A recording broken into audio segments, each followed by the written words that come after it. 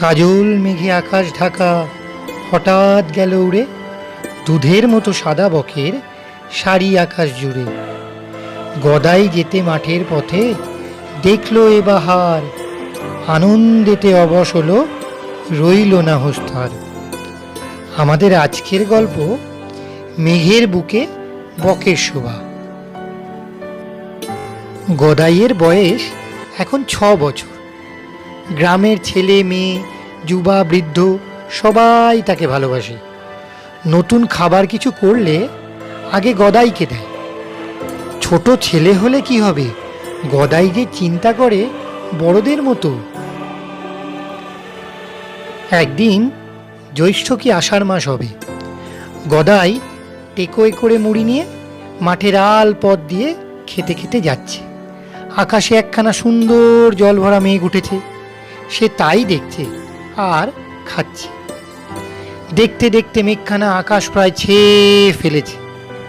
এমন সময় সাদা দুধের মতো এক ঝাঁক বক ওই কালো মেঘের কোল দিয়ে উড়ে যেতে লাগলো। কি সুন্দর বাহার যে তাতে হলো, যত দেখে গদাইয়ের তত ভালো লাগে। শেষে আনন্দে এমন এক অবস্থা হলো যে বাইরের হুঁশ আর রইল না। অজ্ঞান হয়ে সে পড়ে গেল। মুড়িগুলো আলের ধারে ছড়িয়ে পড়ল। অনেকক্ষণ সে এভাবে পড়েছিল। তারপর তাকে দেখতে পেয়ে লোকে ধরাধরি করে বাড়ি নিয়ে যায়। অনেক পরে জ্ঞান ফেরে। মা বাপ ভেবে আকুল, এ কি অসুখ ছেলের। গদাই কিন্তু জ্ঞান ফিরে আসার পর বলেছিল যে তার কোনো অসুখ হয়নি, আকাশের শোভা দেখে এরকম হয়েছিল। বাইরে হুঁশ না থাকলেও ভিতরে হুঁশ ছিল, আর খুব আনন্দও হচ্ছিল। তা গদাই সে কথা তখন কে বিশ্বাস করবে?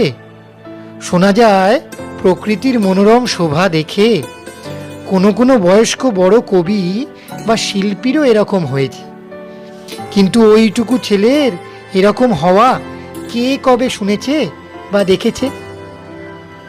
গদাইয়ের এরকম অভিজ্ঞতা কিন্তু মাঝে মাঝেই হতো।